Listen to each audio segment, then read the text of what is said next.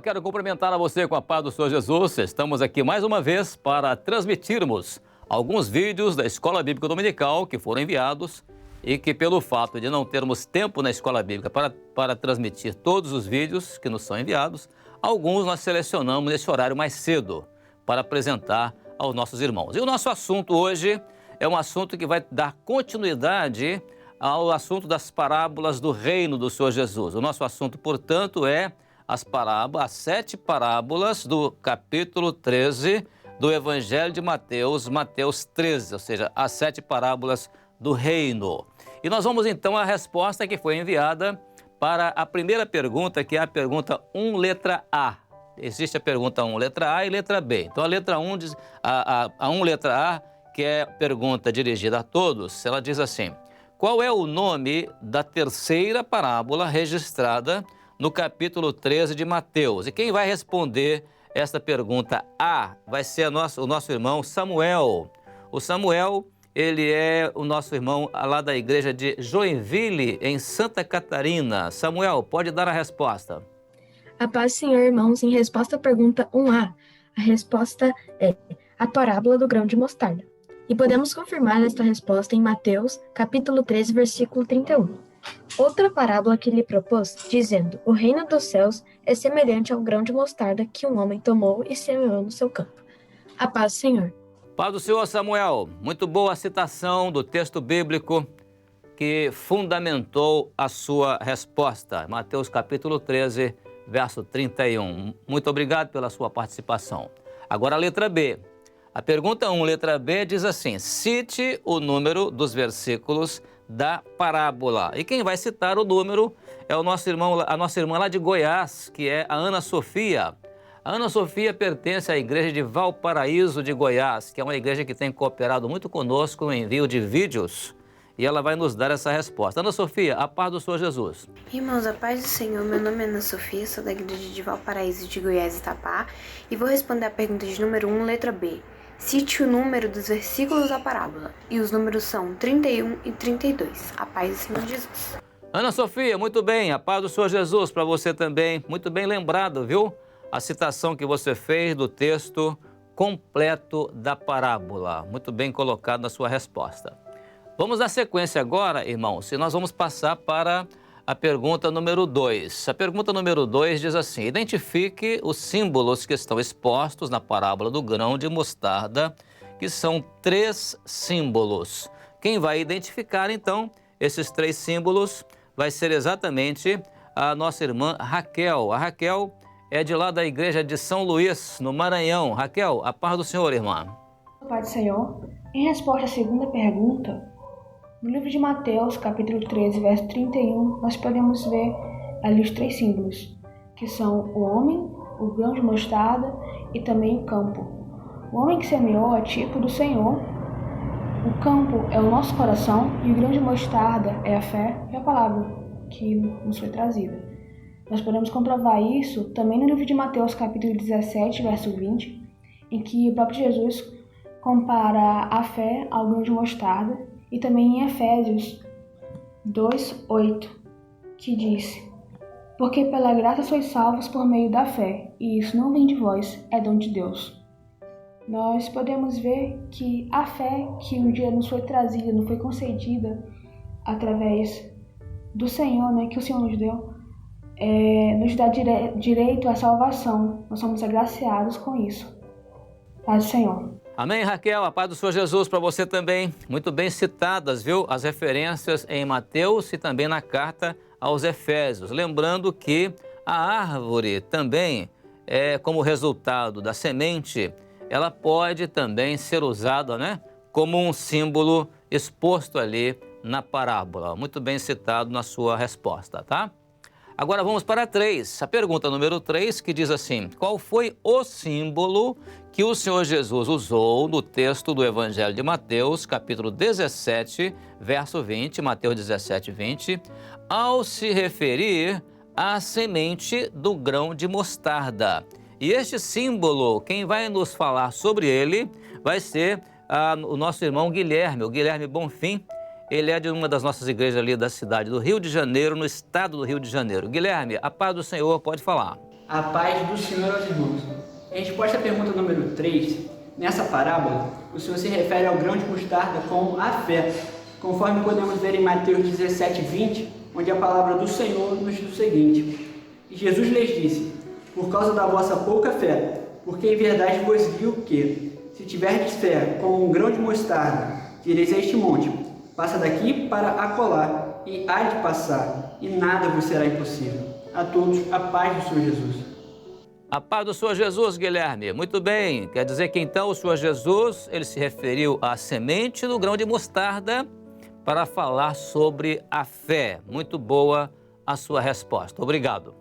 A quarta agora. Vamos à nossa quarta pergunta, que diz assim: você sabia que a parábola do grão de mostarda está descrita também nos evangelhos de Marcos e Lucas?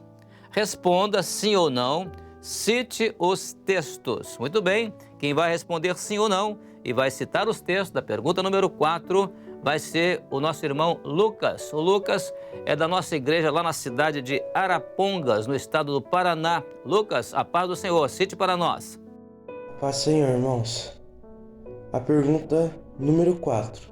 Você sabia que a parábola de grão de mostarda está descrita também nos evangelhos de Marcos e Lucas? Responda sim ou não. Sim, irmãos. Também em Marcos, capítulo 4, versículo 30 e Lucas, capítulo 13, versículo 18. Amém? A paz do Senhor. Amém, Lucas. A paz do Senhor Jesus. É bom realmente conhecer que também esta parábola ela foi contada no Evangelho de Marcos e também no Evangelho de Lucas. Muito bem colocado na sua resposta. Vamos à quinta agora? A quinta pergunta diz assim: onde está o mistério da parábola do grão de mostarda? Onde está o mistério da parábola do grão de mostarda? Sintetize em 2 palavras. Você sintetiza a sua resposta em 2 palavras. E agora, quem vai sintetizar em 2 palavras vai ser o nosso irmão Carlos Eduardo. E o Carlos Eduardo é da nossa igreja lá de Ipatinga, no estado de Minas Gerais. Carlos Eduardo, a paz do Senhor Jesus. A paz do Senhor Jesus, irmãos. Estou aqui para responder a questão de número 5, que nos fala: onde está o mistério da parábola do grão de mostarda? Sintetize em 2 palavras. E o mistério, a revelação, aquilo que o Espírito Santo tem revelado para nós é, em 2 palavras, morte e ressurreição. Amém? A paz do Senhor Jesus.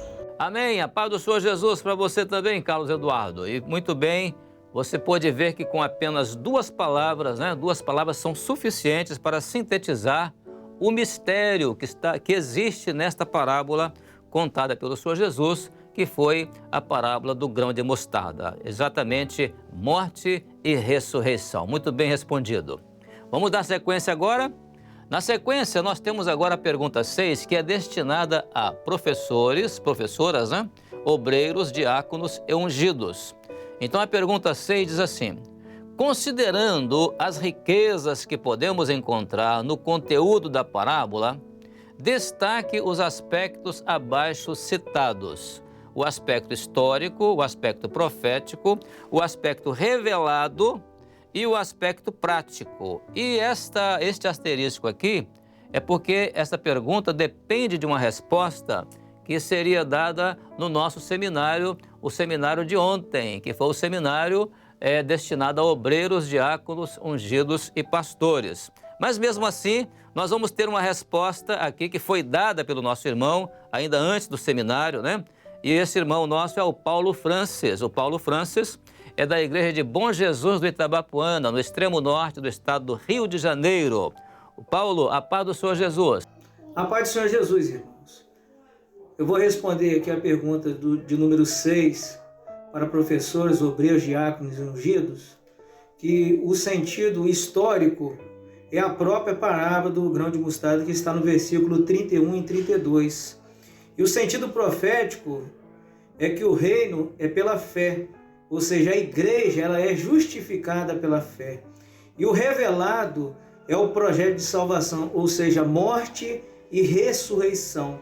E o prático, nele nós morremos e ressuscitamos, temos vidas proféticas, que são as experiências, conforme diz o texto no livro de Colossenses, capítulo 2, versículo 12. Sepultados com ele no batismo, neles também ressuscitaste pela fé no poder de Deus que ressuscitou dos mortos. Amém? Amém, Paula. Paz do Senhor Jesus para você também. Agora, essa resposta, naturalmente, foi muito bem colocada em se tratando de uma resposta que foi dada antes do seminário de ontem para diáconos, obreiros e também ungidos e pastores. Mas foi bem colocada a sua resposta, viu? Vamos então agora à nossa pergunta número 7. E agora a nossa pergunta número 7 tem uma série de aspectos nela, porque ela é destinada a pais e crianças, aos filhos, né? Os pais junto com os filhos. Nós teremos algumas que serão respondidas pelos pais e os filhos juntos. Mas vamos à primeira. A primeira é a letra A. O grão de mostarda, a pergunta é, o grão de mostarda é grande ou pequeno? Interessante essa resposta, porque quem vai dar essa resposta é um grupo de crianças intermediárias e adolescentes. Eles são da igreja de Iuna, no estado do Espírito Santo. Iuna, estado do Espírito Santo. E eles vão dar essa resposta agora juntos, respondendo a pergunta da professora. Classe de intermediários, olha, fiquem atentos agora à pergunta que será feita a vocês pela professora, ok? O grão de mostarda é grande ou pequeno? Pequeno! O verso se encontra em Mateus, capítulo 3, versículo 31. Outra parábola lhe propôs dizendo, o reino dos céus é semelhante ao grão de mostarda que o homem, pegando dele, semeou no seu campo. 32. O qual é realmente a mais pequena de todas as sementes, mas crescendo é a maior das plantas, e faz-se árvore de sorte de quem tem as aves do céu e se alinham com seus ramos. Amém. A paz do Senhor Jesus a todos os intermediários da igreja de Iuna e também a professora que fez ali a pergunta. E ficamos muito felizes também com a participação dos irmãos que leram os textos, né, de Mateus capítulo 13, verso 31 e depois a leitura de Mateus 13, verso 32. Boa participação. Vamos agora ainda na pergunta número 7, a letra B. E a letra B diz assim, por que, apesar de tão pequeno, dele, ou seja, do grão de mostarda, nasce uma árvore tão grande? Será que é a vida que está dentro da semente? Muito bem, aí quem vai dizer isso para nós vai ser a Júlia. A Júlia é lá de Bom Jesus do Itabapuana, no norte do Rio de Janeiro. Ela vai nos dar essa resposta. Júlia, você vai dar a resposta e vai aproveitar também e dizer o seu sim ou não para a pergunta da letra C, tá bem? Irmãos, a paz do Senhor. Em Lucas, capítulo 17, versículos 5 e 6, respondendo à pergunta B. Sim, além de ser pequeno, pode gerar uma árvore e porque ele tem vida. E, respondendo à pergunta C, sim. A paz do Senhor a todos. E Deus abençoe. Muito bem, Júlia. A paz do Senhor Jesus para você também. Que Deus abençoe você também, viu? E o grão de mostarda, realmente, apesar de pequeno, dele pode nascer uma grande árvore por causa de uma coisa só, porque ele tem uma vida interior. É como a fé, né? A fé, ela é uma concentração de vida interior. Muito bem, muito obrigado. Agora a nossa próxima é a letra C. E a letra C diz assim, se o grão é tão pequeno, será que ele pode morar igual à fé no coração de uma criança? Sim ou não? E a criança que vai dar essa resposta agora da letra C vai ser a Hannah. A Hannah é da nossa igreja lá em Teresina, lá no Piauí. Hannah, a paz do Senhor Jesus, pode falar. Pai Senhor Jesus, irmãos, a resposta da pergunta 7, letra C é sim, porque o grão de mostarda ali na parábola que Jesus conta, ele é comparado com a fé. Então, assim como a fé, o grão de mostarda pode sim morar em nossos corações. Amém, Hannah. A paz do Senhor Jesus. Realmente, né? O grão de mostarda, que representa a fé, pode sim, muito bem, morar no coração de uma criança, né? Conforme a sua resposta. Vamos agora caminhar para o final, estamos na letra D agora. E a letra D diz assim: você sabia que Jesus é como a fé, que parece com um grão de mostarda e pode morar no coração de qualquer criança? Muito boa essa pergunta, né? E quem vai nos dar essa resposta da letra D vai ser a Ana Carolina. Ana Carolina é da igreja de Santa Bárbara, no estado de São Paulo. Ana Carolina, a paz do Senhor, pode responder, hein? Senhor irmão, respondendo a pergunta 7.D, a resposta é sim. É só ela aceitar que o Senhor dirige a sua vida. Paz do Senhor a todos. Amém, Ana Carolina. Paz do Senhor Jesus para você também. É isso mesmo, Jesus é como a fé, não é? E ele pode morar no coração de qualquer criança e dirigir a vida da criança. Gostei muito dessa sua expressão, né? O Senhor dirige a vida daquele que o Senhor mora no coração dele como a semente do grão de mostarda. Muito bom. Vamos agora à nossa última. E a nossa última da pergunta 7 é a letra E, que diz assim: você aceita Jesus morar no seu coração? Que pergunta, hein? Você aceita Jesus morar no seu coração? E quem vai dizer sim ou não, se aceita ou não, vai ser o Benjamin. O Benjamin, ele é da igreja lá de Brasília, no Distrito Federal. Benjamin, dá essa resposta. Paz do Senhor. A paz do Senhor, irmãos. Meu nome é Benjamin Batista. Sou da igreja Asa Norte, Brasília. Hoje vou responder a pergunta 7, letra E. A resposta é sim. Aceito Jesus morar no meu coração todos os dias de minha vida. A paz do Senhor, irmãos.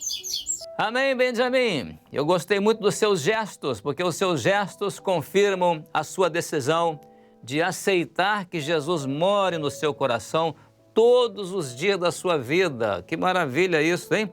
E o que é interessante é que durante a sua resposta, os passarinhos cantaram. Isso é sinal de que eles confirmaram a sua confissão do seu desejo de que Jesus more no seu coração. Deus abençoe muito a sua infância, depois a sua adolescência, a sua juventude, todos os dias da sua vida servindo ao Senhor. Obrigado então, Benjamin. Que Deus abençoe a você, seus pais, sua família. Amém? Glória a Deus, irmãos. Que respostas notáveis das nossas crianças, intermediários e adolescentes, né? Os filhos, né? Que coisa maravilhosa as respostas, nós ficamos muito felizes com isso.